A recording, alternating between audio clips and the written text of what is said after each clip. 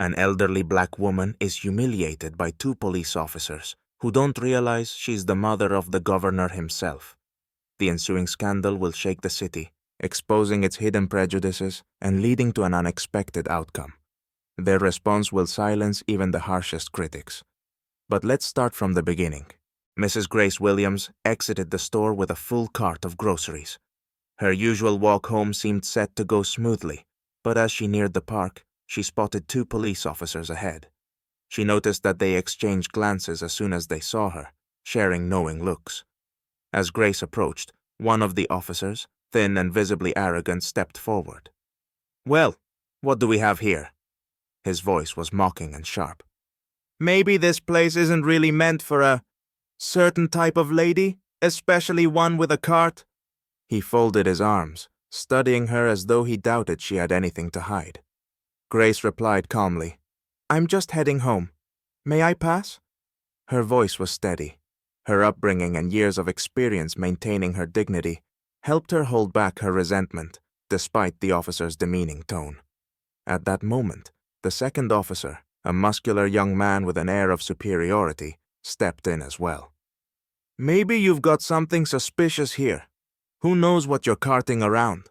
he said, reaching for her bags, as if ignoring her right to her belongings. Grace clenched her jaw, asking, "Why do you think you have the right to search me? These are just groceries." But the officers merely shared a smirk, amused by her resistance. The first officer grinned and began rummaging through her cart, shifting items around as if he were looking for something illegal. Passers-by looked over, though most tried not to interfere. Only one young woman stopped, noticing the situation. She hesitated for a few seconds before gathering the courage to call out, "She's just an elderly woman. Why are you humiliating her like this?" But her boldness only attracted the second officer's attention, who shot back, "Mind your own business, or we'll check you too." The young woman faltered, but switched on her phone camera, stepping back to record everything.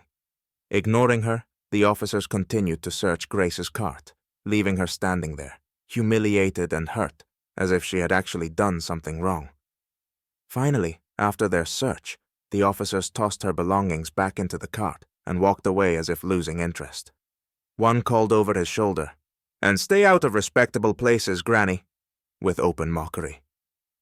Grace silently gathered her things, her hands trembling slightly, though she tried to hide it. She glanced at the young woman, who was still nearby, and nodded in thanks. The officers left without another glance, but the woman approached Grace, asking, "Are you all right? Would you like me to post this video online? This is unacceptable." Grace sighed, looking at her gratefully, and replied, "Yes, if it can help others understand what it's like to endure this treatment, then go ahead." The following morning, the internet was buzzing. The video of police officers humiliating an elderly black woman had gathered thousands of views and comments. Social media exploded with outrage, and people flooded the post with their own stories, expressing support for Grace. Many saw their mothers, grandmothers, and neighbors in her composed but steadfast presence.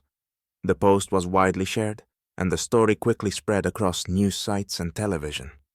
The police department found itself under siege that day, with journalists demanding comments and a constant stream of calls and angry letters from the public. The station's leadership, caught off guard, tried to instruct the officers on how to handle questions, but the wave of condemnation continued to grow. Officers James and Carter, the very ones who had humiliated Grace in the park, were now at the center of attention. James, young and certain of his rightness, smirked at the video and online reaction, confident the noise would soon die down without impacting him. But his colleague, Senior Officer Carter, understood that the situation could turn against them and worried about the leadership's next steps. Meanwhile, Grace received a call. It was her son, whom she hadn't seen in several months due to his busy schedule. His voice was full of concern. "Mom, I saw the video. Are you okay?" he asked, and Grace felt her voice waver as she tried to stay calm. "I'm fine, son. It was just an unpleasant encounter. It's happened before," she replied, hoping to reassure him. But her son, the state governor, was resolute. He couldn't let this incident go. "Mom, this is unacceptable," he said firmly. No one has the right to treat you this way, especially after everything you've done for the community. I'll make sure this doesn't go unpunished." Grace knew her son was an influential politician, though she preferred to stay out of his affairs, quietly proud of his accomplishments. This time, however, he wasn't willing to overlook what had happened to his mother. The next day, he held a press conference, publicly stating that his mother had been subjected to abuse and discrimination by the police. He declared that this incident was a stark example of the deep-seated bias and disrespect within law enforcement. The governor openly called for disciplinary action and demanded a report on the internal investigation. From that moment, media attention focused not only on Grace's ordeal, but also on the officers involved. Video footage spread again, and more people, including human rights advocates and community leaders, demanded justice. The police department had to announce the start of an internal investigation immediately. Both officers were temporarily suspended to demonstrate their seriousness and alleviate public anger, but this only intensified scrutiny of their actions. Journalists waited outside police headquarters for the hearing to begin, submitting an increasing number of requests for records of previous complaints against these officers. Officers Carter and James were summoned by their superiors, and for the first time, even the typically cocky James began to feel the rising pressure. Their police chief made it clear that this case threatened the reputation of not only the two officers, but the entire department. After the governor's press conference, the story of Grace's mistreatment became so widespread that the media began to cover it in detail. Journalists soon discovered that the governor himself was monitoring the case, further fueling interest in the investigation. Meanwhile, Grace's home became unusually quiet. Her neighbor, Mrs. Ellis, stopped by to offer support, noting that everyone in the neighborhood was talking about the incident. Grace thanked her for the kind words, though her concern was not the media storm, but how much her son's reputation might suffer. At police headquarters, tension was high. The police chief summoned officers James and Carter. Frustrated by the scandal surrounding his department, he tried to restrain his anger, but was visibly on edge. "Do you realize how your actions have jeopardized us all?" he said coldly, glaring at James, who tried to stay confident but now looked uncertain. Carter, sensing the impending fallout, stood in silence, head down. The administration decided to suspend both officers from duty until the investigation was complete to reduce public outcry. The decision was a wake-up call for James. He tried to argue, but the chief cut him off. "This is no time for excuses. One more word and you might be handing in your badge for good." Soon, activists took to the streets with signs demanding respect and fair treatment of people, regardless of skin color or age.